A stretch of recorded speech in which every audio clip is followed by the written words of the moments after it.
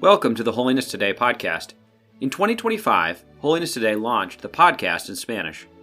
Dani Julca is the host of this podcast. In this episode, get to know Dani as Sarah asks her about her story of faith, how she has served in ministry, and what she is looking forward to in her role at the Global Ministry Center.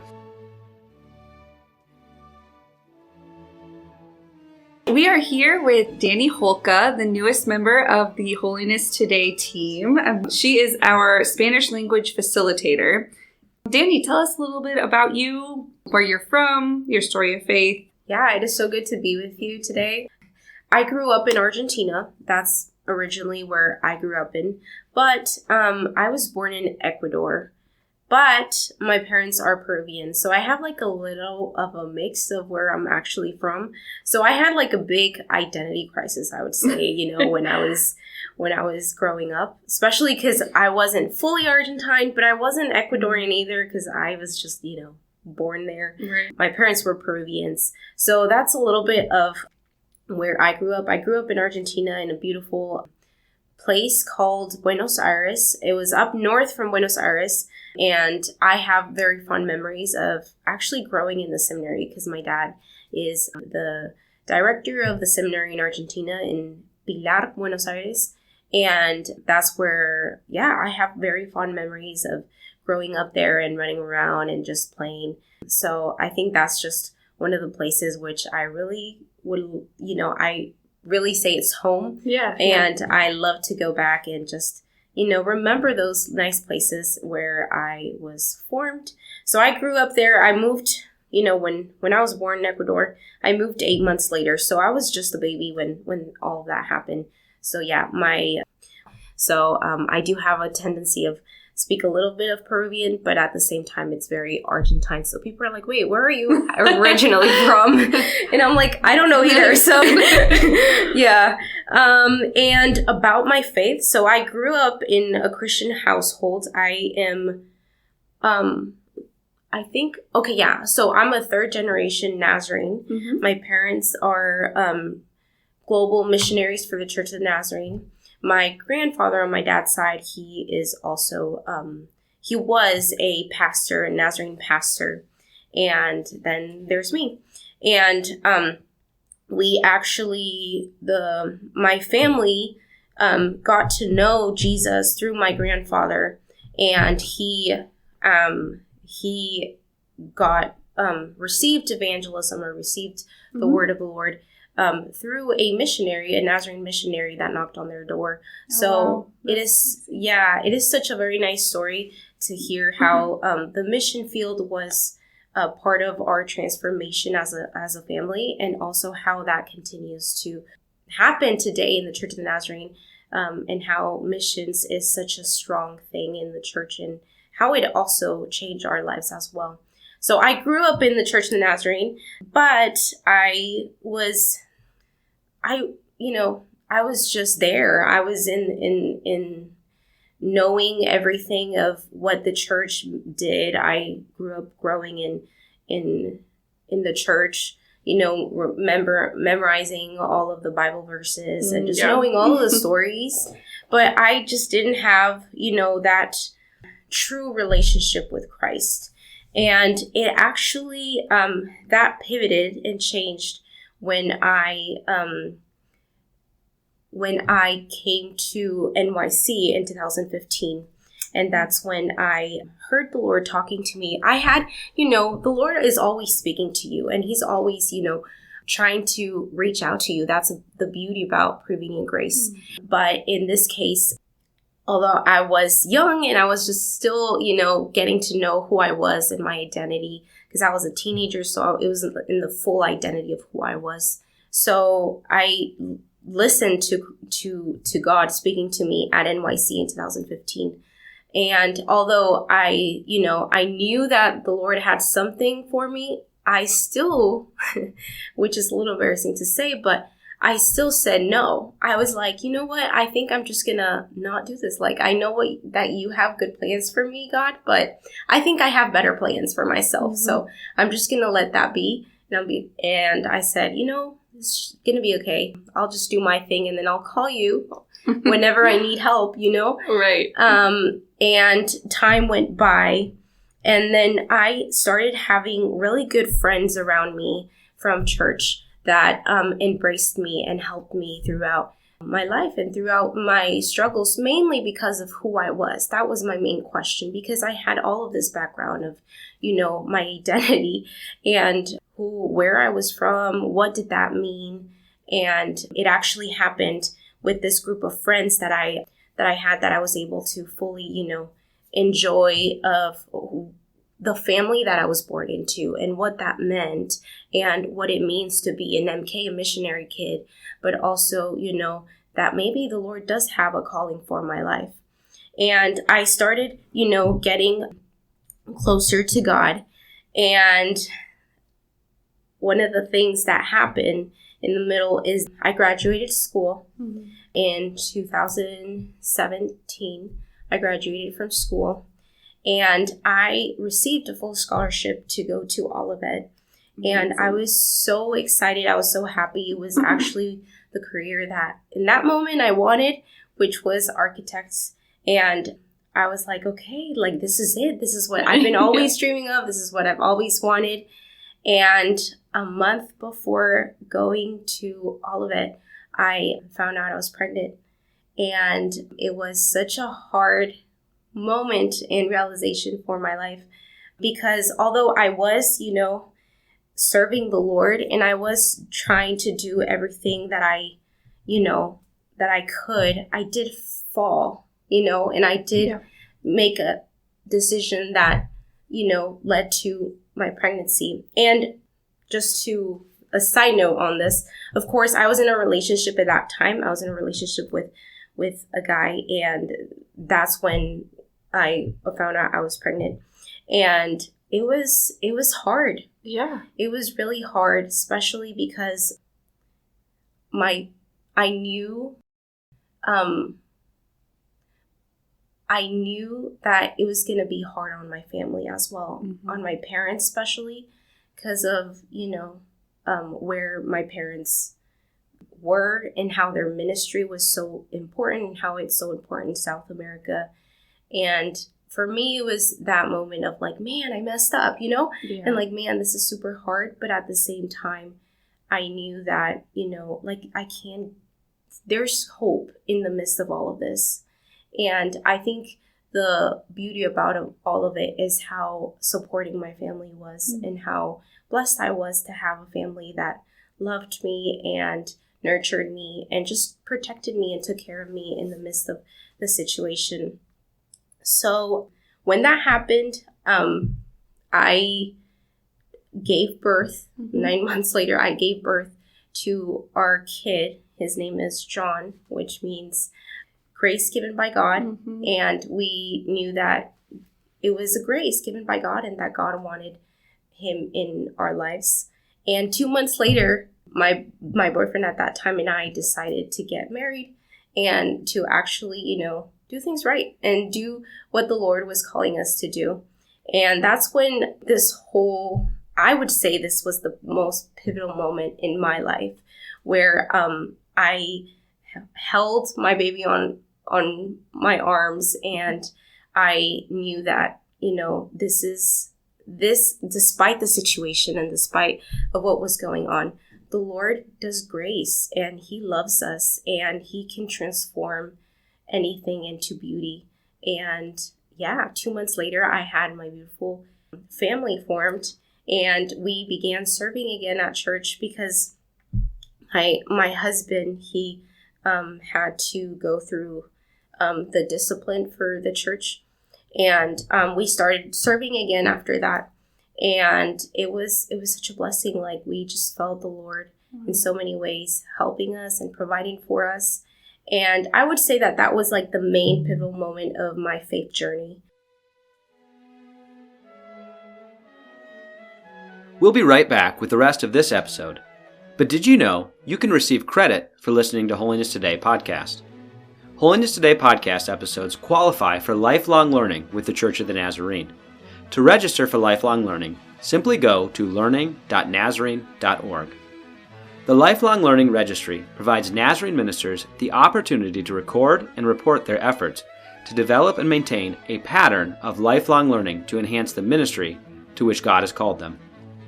Every Nazarene minister is encouraged to engage in a variety of lifelong learning activities. The code for Holiness Today podcast is listed in the show notes. This code can be utilized for this episode and any previous episode you wish to listen to. Thank you for being a listener and sharing in the ministry of the Church of the Nazarene. Now back to the rest of your episode.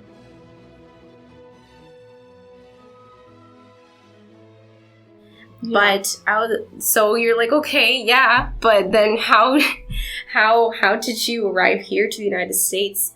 A little later after that, I received some news that if there's any possibility, I could come and study at MNU. And I was like, well, but I have my family here, like we're good. I was working and I was doing everything.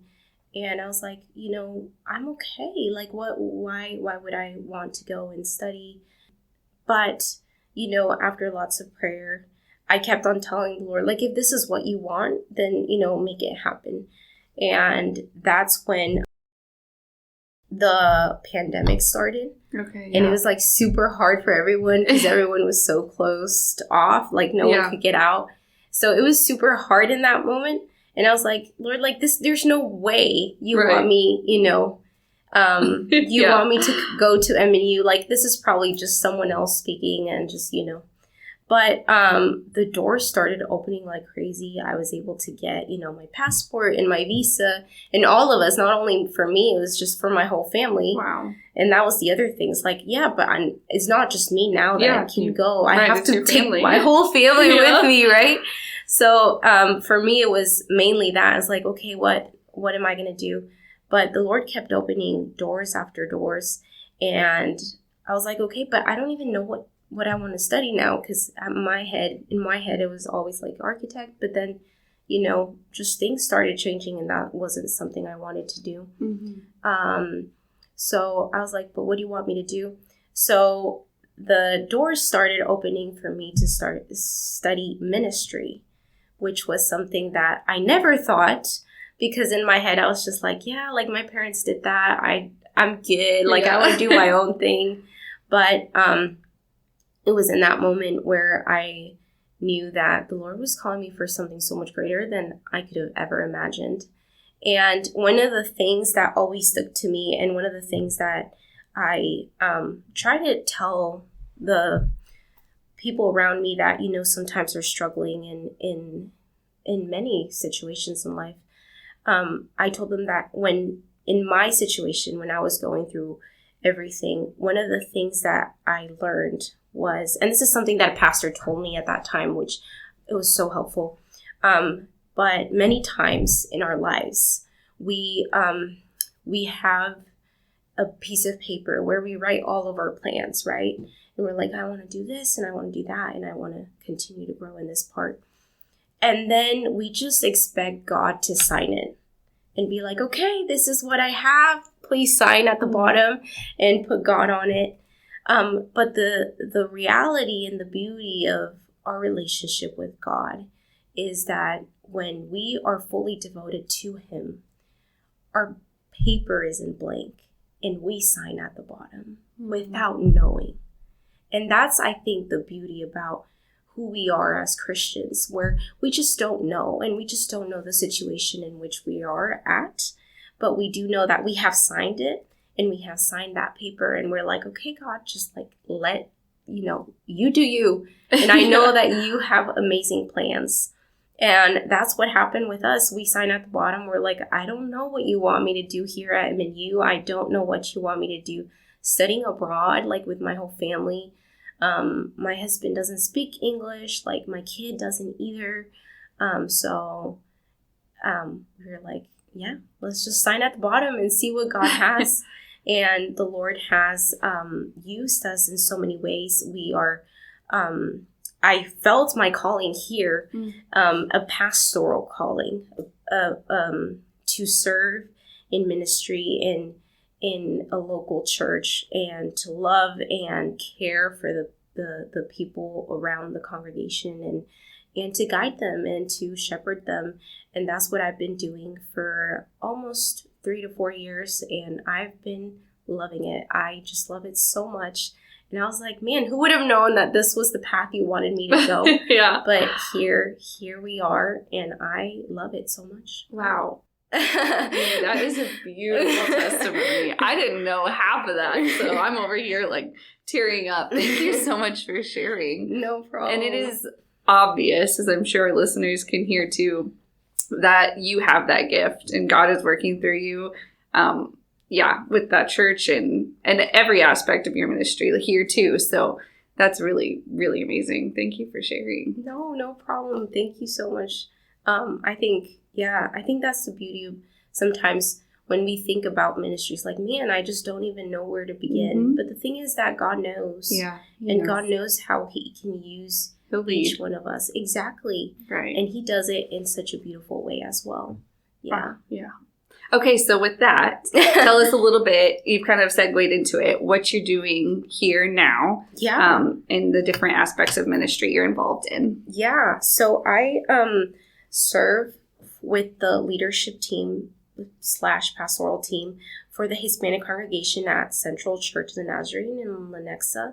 And we have a wonderful team that helps us and that in different areas. So I mainly do sound and worship. That's what we do with my husband. And we've been doing that for quite some time. We've both of us play instruments, so that has also helped us. And we also do a youth group, like a youth discipleship group. And that's something we do on Fridays. And then also on Wednesdays, we have discipleship, and that's something we also do at church. So we're basically at church like 3 or 4 times a week. Yep. But that's something we absolutely love. So we've been doing that. I preach, and I teach on Wednesdays and on Fridays. So it is pretty amazing. I really love that part. And then here, what I'm doing here is... and I've been doing, so what basically we do is some interviews for the Hispanic congregation or for the Hispanic people. So we're mainly focusing on podcasts and just interviewing some of the leaders in our church, pastors in our church, and what their life, is and how their ministry is a blessing to all of us. Yes, which is amazing. And we are so excited that you've joined the team. And this has been a need for a while. So this is great that you're stepping in to fulfill something that's been needed. So we're very excited. Yeah. Okay, with that, can you tell us a little bit more about the goals that you have moving forward with Holiness Today, or like maybe where the global content is headed in the near future? Yeah, I think our main focus is to, this is another thing, because when I was praying to God, I'm still studying at MNU. This is my last year, so I'm a senior. Congratulations. Thank you so much. I really appreciate that. So I'll be graduating in May, and I was praying to God and asking him, like, what do you want for my life? Like, well, seriously. Mm-hmm. I serve at Central, and I absolutely love it.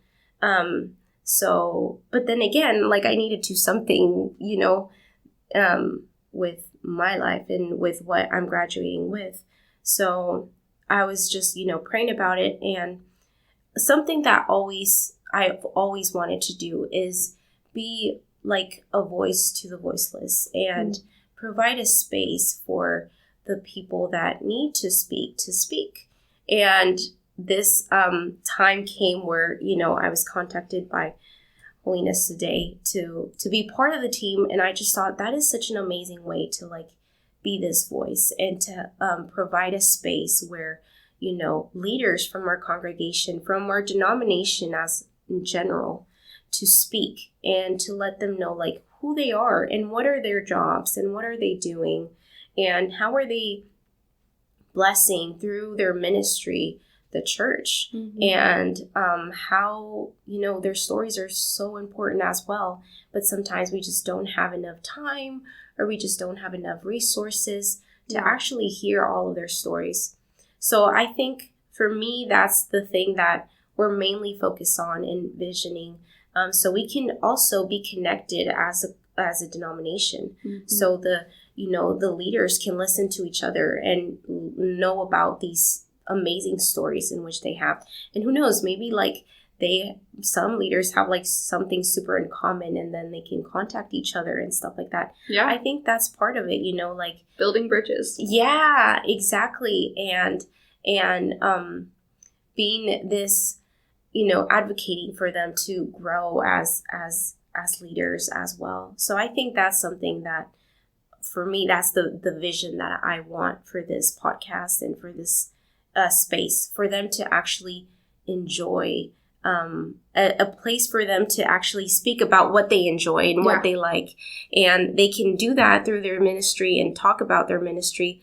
But, maybe they just need to talk about, what their hobbies are and what is something that they really enjoy, or maybe a struggle as well.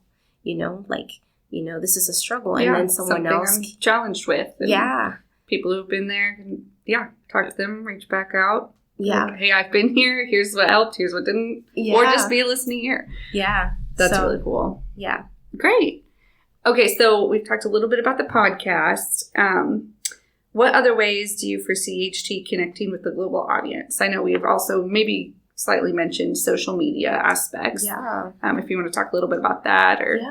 Many times in our especially in South America, and, also Mesoamerica, one of the things is that there is, they just speak their language. So in this case would be, Spanish or Portuguese, or maybe they have another, language from their country. It's hard for them to actually learn the English. It's not like in another part of the world where they have a common language, which is English.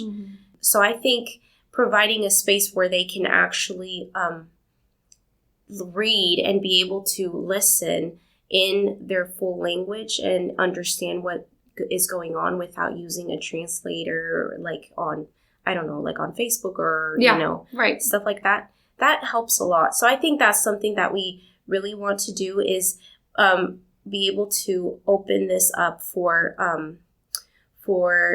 Facebook and for, Instagram. And now we have this very powerful tool that is very common in South America and Mesoamerica, which is WhatsApp.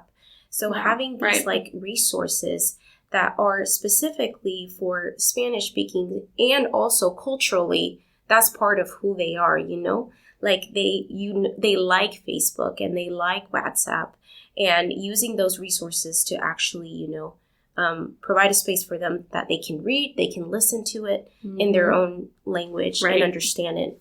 So I think that's what we're mainly focusing on, to open this up, especially for WhatsApp. I think that's something big that we're going to be doing.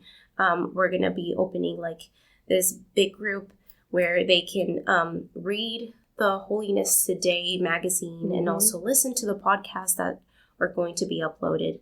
And they can be updated with all of this without necessarily, having to try to understand it in another language. In English, right. I think that is so exciting. And I'm very excited that you've joined us to help with that. So thank you so much. No. So heads up, listeners, that all of this is coming your way soon. So keep an eye out for it. And I think it's going to help the Nazarene kingdom grow. I think it's going to help our listeners grow. I think it's going to be good all around. Yeah. So we are excited you're here. Thank you. I am excited too. Good. Okay, so I would like to know,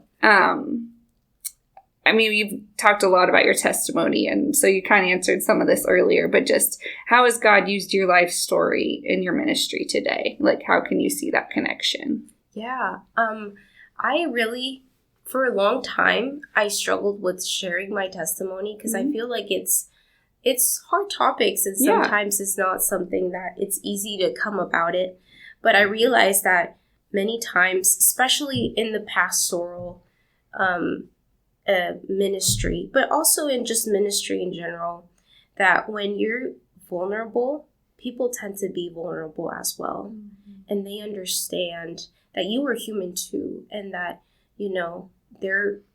we struggle too. Absolutely. And I think that's something that I was able to realize through my testimony, is that if I share my testimony and if I let them know, like, what, this is what happened and this is who I am, but the Lord, through his grace, he embraced us and transformed us. He can do the same in your life. Mm-hmm. And that is so heart moving to so many people. They're like, oh, wait, this is, a message of hope. And that's the beauty about proclaiming the gospel, it's a message of hope. How he changed my life, how he changed your life, mm-hmm. he can change everyone's lives as well. And I think that's something that I have absolutely enjoyed in listening to. So for me, it's mainly that. And I think in that way, how the Lord has been using me is especially through youths and through, young adults who maybe are struggling through something similar. Yeah. Or maybe, like many, especially girls, many girls come up to me and tell them, like, hey, this is what's going on. And they sometimes are, brutally honest. Yeah. But at the same time, I prefer that than for them to be hiding it and to, not saying anything. Right. And I think I can connect with youth so much in such a different level when they realize, like, this is the story, this is who I am, this is, how the Lord changed my life and transformed me, and how he can do the same in your life. And that's how they're like, oh, wait, like, there is hope, and I can still, turn my life around and be, different. So yeah, I think, absolutely. That's amazing. Well, and you're so easy to talk to as well and relatable. And I know it can be so difficult to be vulnerable and just share your story, but I don't know, you do it with grace. And I think you're right. I think when you are vulnerable, it allows those around you to be vulnerable as well.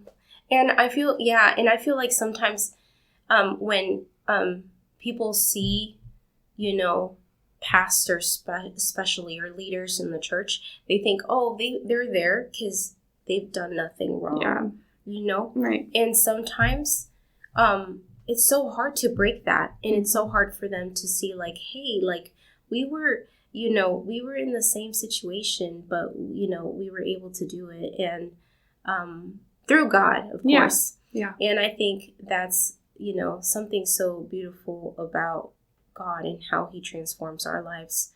And so I'm very happy that I'm able to be part of pastoral team. My husband works for Central, and it is so good. It's just so good to see how the Lord, has transformed our lives in the midst of everything. And we just love it. And this is our calling, and this is what we love to do. And it shows. Thank you. This is your call. This is where you're meant to be.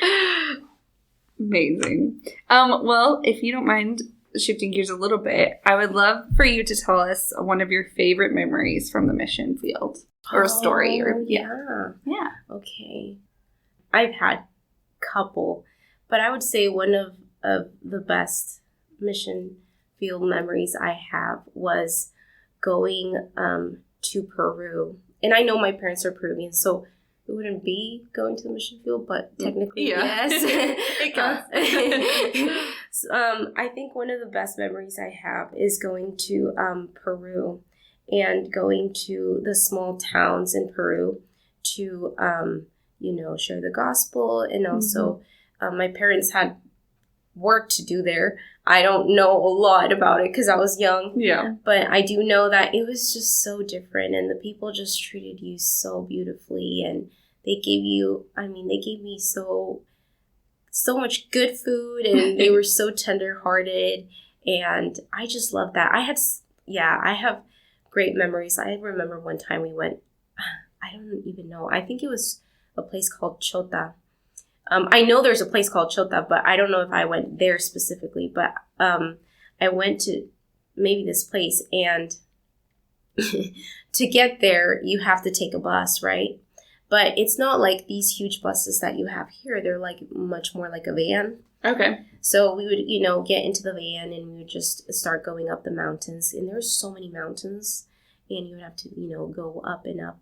But one of the things was that there's only a one way up. One way up? Yeah, it was a one-way road. Okay. So if there's a huge, truck coming down. Oh, you're both coming the same way. Exactly. Okay, so you would meet each other on the way. So you would technically, the first thing you have to do is pray, right? Yeah, pray hard. Pray hard that the driver knows what he's doing. And then the second, they would have to, one of them has to move to the side and then the other one has to go down. So usually it's the one that's up can't backtrack, right? Back up. So they have to go down. So it'd be always us that we have to backtrack and just wait for the truck to pass by. Goodness. So I think for me, that was one of the most, hard. It wasn't hard. It was just, there's so many emotions going on because I was on the door of the van, and I literally saw how the wheel... How close? ...was right on the border oh my goodness. of the mountain. And I was just like, well... This was a good ride. The Lord was good and faithful. I think I'm good. We'll see each other on the other side. But we made it through. And I think those were just, so many good memories. But at the same time, I've never felt that much emotion in my life. So yeah, I can't imagine. I don't do heights super well, so I can't. I would have been the same way. Well, this is it. Yes, it was not good, but yes, we made it through, and then we just had a great time there in church and stuff, and yeah, we just loved it. Awesome. I have really good memories. So you were there. You didn't come over here till you went to MNU, correct? Yeah. Okay. So you were there with all of your childhood and everything. Yeah. So I was in my childhood only Argentina. I never lived in Peru. Yeah. Right. But okay. yeah. But my parents, were from me. So we would always go for furlough. Back to Peru to do our mission. Missionary trip. And yeah, I do have very fond memories. I have also, eaten the guinea pigs. That's something that they eat over there. I have heard that. Yeah. Interesting. How was it? It tastes like chicken. Okay, I've been told honest. that too, yeah. So it's not that bad. Yeah. It was good. I think one of the beauties is that it's very expensive. So if they give that to you, it's just like very honored. Yeah, exactly. Okay. So I remember we had that. I also learned to eat with a spoon and plastic spoons, even cut meats and stuff with spoons, because that's usually how they do it over there. So that is talented too. I don't think I would be very good at that. Me either. I wasn't good, but I can say I cut a little piece off. So. Yeah. That's amazing.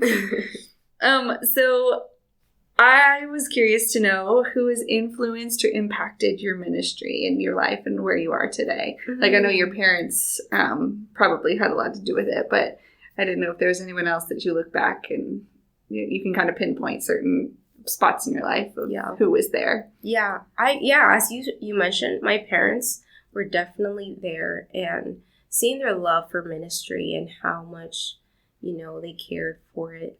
And how much dedication they gave so many years, and they continue to do it. They're still in Argentina. It's been beautiful, and I'm like, man, this is good ministry. But I do have some other people.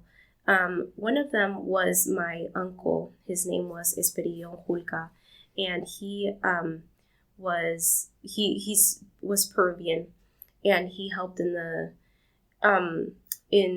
as a pastor. He was a pastor for over 50 years in the Church of the Nazarene. Wow. And he lived for 106 years. So he my word. Yeah, he was a very, he passed away.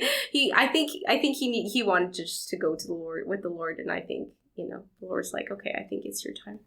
But he was so good, and every time I would visit him, he would just tell me stories about, how much he prayed and how much he read scripture. And I think that's something that really stuck to me about him. And he was the first Peruvian district superintendent in Peru. But although that's something that people know about and know what his work was, I just saw him in the ends of his years, right? And one of the things that really stuck to me was how in the midst of him not going out and being, very much active in that sense, because he couldn't, he couldn't do that. Right. He was so old. At the same time, his prayer was something so important in his life, and how prayer can move mountains. It really can. And I think that's something that I absolutely loved about him, and I continue to love about how he continued to pray for everyone, for the mission field, for especially for the missionaries, but for everyone, and for the Church of the Nazarene in general. And I just love that about him. Wow. Yeah. I kind of resonate with that. My great-grandmother, who has passed since, but when she was alive, she and her husband, my great-grandfather, lived on a farm up in Iowa, a little town, Tabor, Iowa. And my dad and my grandpa would tell me stories, and I vaguely remember when I was really young, but she would just go to her closet. It was like her prayer closet, and she would pray for every single person in her family, all the way down the generational line for hours. Yeah. And I remember as a little kid just being kind of oh my goodness, that's so much, but it's so true. Prayer can move mountains. And sometimes I think in today's world, and, we get so busy and society's just rushing around, but thinking about just how simple it really is, spending time with God, praying those prayers for your family and for those in your community, it really does change the world. Yeah. So yeah. Thanks for sharing that. That's great. Yeah. And I think another one, sorry. No, please do. But one of them that some leaders that actually really stuck to me is actually David and Tabitha Gonzalez. Yeah. I have been able to be part of their team for almost 3 years now. And I just have seen how precious their heart is and how beautiful they do ministry. And one of the things that I've realized is that ministry doesn't have to be loud, and it doesn't have to be something that you have to publish or you have to show everyone this is what I'm doing, this is what is happening. But it can also be in the midst of that silence that you do ministry. And I've seen that because they have blessed my life in so many ways, but they're not out there, publishing it or shouting it out to everyone. They're just doing, what they do, and they are being Christ-like people, and they are, using their call and their ministry to bless others. And I just love that. And I do too. Yeah. That's beautiful. I wrote that down. Yeah, I just think that's so good. And sometimes we can do that as well. And it can be so precious at some time. Always. And yeah, and the people that have been blessed, they know that. And they are, they're so happy about it. And it's that chain, again, as I mentioned, you're blessed and then you can bless others as well. So. Oh, that's beautiful. Okay, so I've got one last question for you before we go for today. And this one's a fun one. So tell us a fun fact about you. Okay, a fun fact about me. Okay, so one of the things that I've been learning is consistency. Okay. That's the word that I have. And I've been learning about that. So I've been going to spinning classes for about a year, I must say, and I stinking love it. That's amazing. I think it's amazing. And I even had a sermon about it, because not a whole sermon, but Oh, yeah, I did yeah. mention about it. And I was like, it's hard work that pays off. And at first it was so hard, but now I love it and I get a hang of it. So That is so fun. yeah. So I've never done one of those, so. Yeah, you should definitely come with me. It's I would really go good. with you sometime. It's really good. I love spinning, and I suggest it to everyone if they want to. That Yeah. is awesome. That's a great fun fact. Okay, well, thank you so much for taking the time to chat with me today. It was awesome. I didn't know a lot of this, so this was so cool to get to know you more, and I'm sure our listeners have enjoyed getting to hear about your testimony and what you're doing in ministry now, and just how beautiful of a person you are. Thank you so much. Thank you so yeah, much. thank you for being vulnerable and sharing your story with us. No problem. And thank you for doing such a great talk, too. So I Thanks. really appreciate it. Absolutely. I try. No, it becomes so conversational, and I just love that. So thank Good. you. Absolutely. All right, listeners, we'll be on the lookout for the foreseeable future, and our global content is going to expand, and we're really looking forward to it.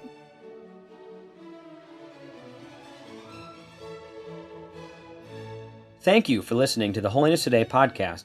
If you enjoyed this production and wish to hear more, visit holinesstoday.org/podcast or find us on Spotify, Apple, and Google Podcasts.